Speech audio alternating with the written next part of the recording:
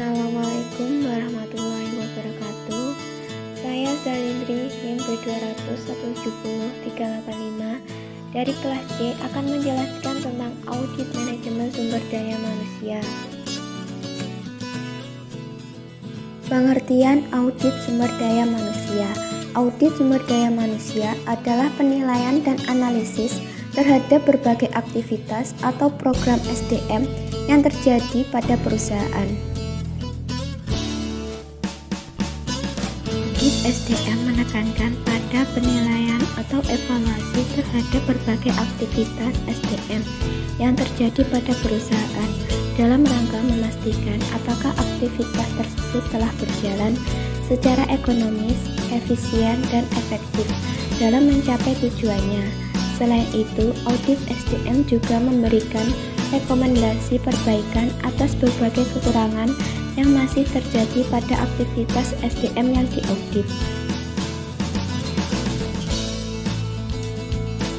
Manfaat audit manajemen sumber daya manusia, yakni yang pertama, mengevaluasi keefektifan berbagai fungsi SDM. Yang kedua, memperjelas tugas-tugas dan tanggung jawab Departemen SDM. Yang ketiga, menemukan masalah-masalah kritis dalam bidang SDM. Yang keempat, memastikan ketaatan terhadap hukum dan peraturan dalam praktek SDM. Yang kelima, menurunkan biaya SDM melalui prosedur SDM yang lebih efektif. Ruang lingkup audit manajemen sumber daya manusia. Ruang lingkup audit SDM dibagi ke dalam 3 kelompok, yaitu yang pertama, rekrutmen atau penarikan SDM, mulai dari proses perencanaan kebutuhan SDM hingga proses seleksi dan penempatan. Yang kedua adalah pengelolaan atau pemberdayaan SDM, meliputi semua aktivitas pengelolaan SDM di perusahaan, dimulai dari pelatihan dan pengembangan sampai dengan penilaian kinerja pegawai.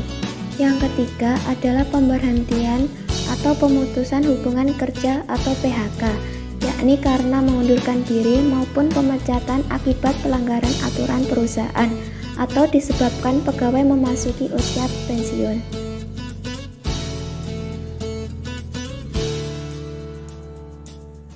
Strategi pendekatan audit manajemen sumber daya manusia.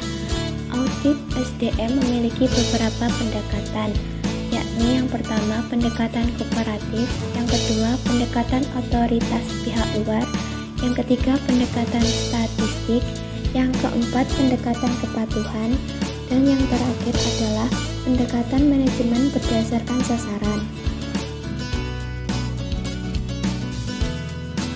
Pendekatan kooperatif. Bentuk riset ini adalah bentuk yang sederhana. Pendekatan ini menggunakan perusahaan lain sebagai model. Setelah itu membandingkan hasil atau prosedur dengan perusahaan lain tersebut. Pendekatan ini membantu mendeteksi bidang-bidang yang memerlukan pembenaran. Pendekatan otoritas pihak luar. Auditor dapat menggunakan pendekatan keahlian yang standarnya ditentukan oleh konsultan atau dari temuan penelitian yang telah dipublikasikan, kemudian dijadikan sebagai standar atas kegiatan atau kemudian dievaluasi. Dalam hal ini, konsultan dapat membantu mendiagnosis penyebab timbulnya masalah.